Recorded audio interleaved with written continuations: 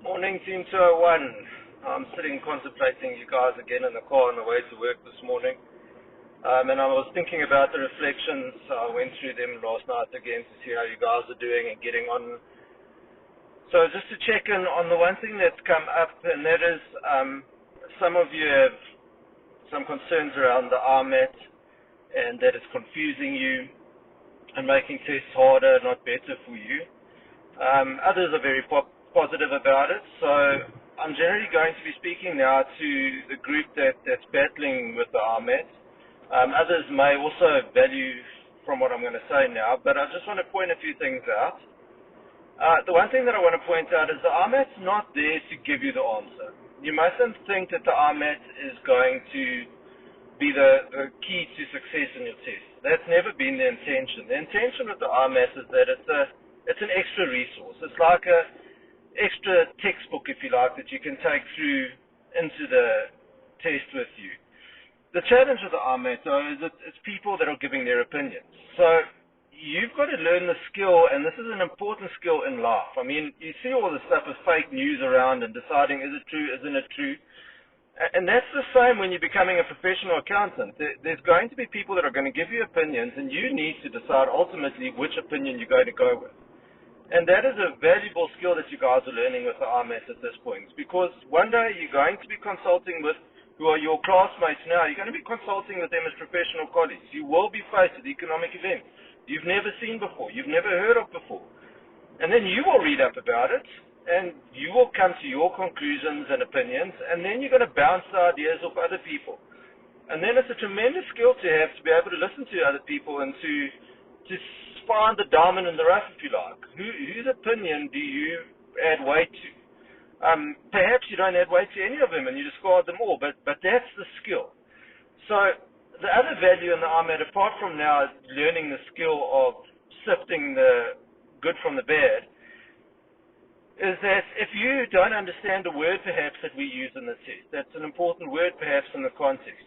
On the RMAT, we've seen already students ask, I don't understand what this word means, help me, and then somebody chips in and said, this is what it means.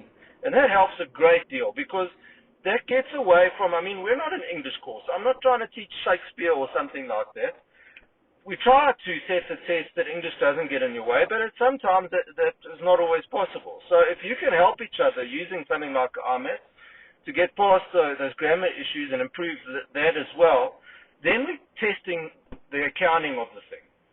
And then it's almost, I don't know, I'm probably giving my age away, but if you've ever watched that, I think it was called Who Wants to Be a Millionaire, and then they sort of give you these MCQ questions on the show. It's a TV talk show, and then at times you can now ask the audience, or you can phone a friend to get help with an answer. And you don't have to listen to the friend, you don't have to listen to the audience. The decision stays yours.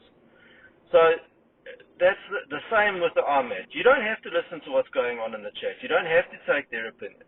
But just maybe it will help you understand an economic event you've never seen before. Because that's what we do in practice. If I don't understand something, I promise you I'm in Mrs. Schmilian's office very quickly. Even in class in years past, when we were still on campus, students would ask me something and I don't have all the answers. I picked up the phone and I put my phone onto the speakers in the venue, and I consulted with Mrs. Schmilian and we discussed it, and we came to agreement on what we think the interpretation is, and that's the skill. That's what we're doing with the RMAT. So I don't think it is something that you must fixate on and something that is there to give you the answer. No. It's something there to support you in coming to the answer. You've studied the work. Trust yourself. But if you need a little bit of extra help with something in the test, that's what the RMAT's there, that you support each other and really helping you understand these economic events.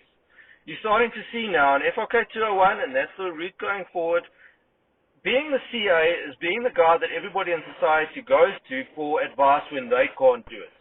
There are bookkeepers and things out there that can do accounting a lot cheaper than you're going to do it. What they're going to come to you for, though, is when the bookkeeper doesn't have the answers. We don't know how to do this. The client doesn't know how to do it. And the client's often going to be a CA that doesn't know how to do it. Then they'll come through to the auditing firms and the advisory firms and ask the technical guys, how do we do this? You might be a chartered accountant in a manufacturing industry one day, and you might contact the technical guys at the firm. You don't have to believe them. but you want the inputs just to help you form your perception and your conclusion.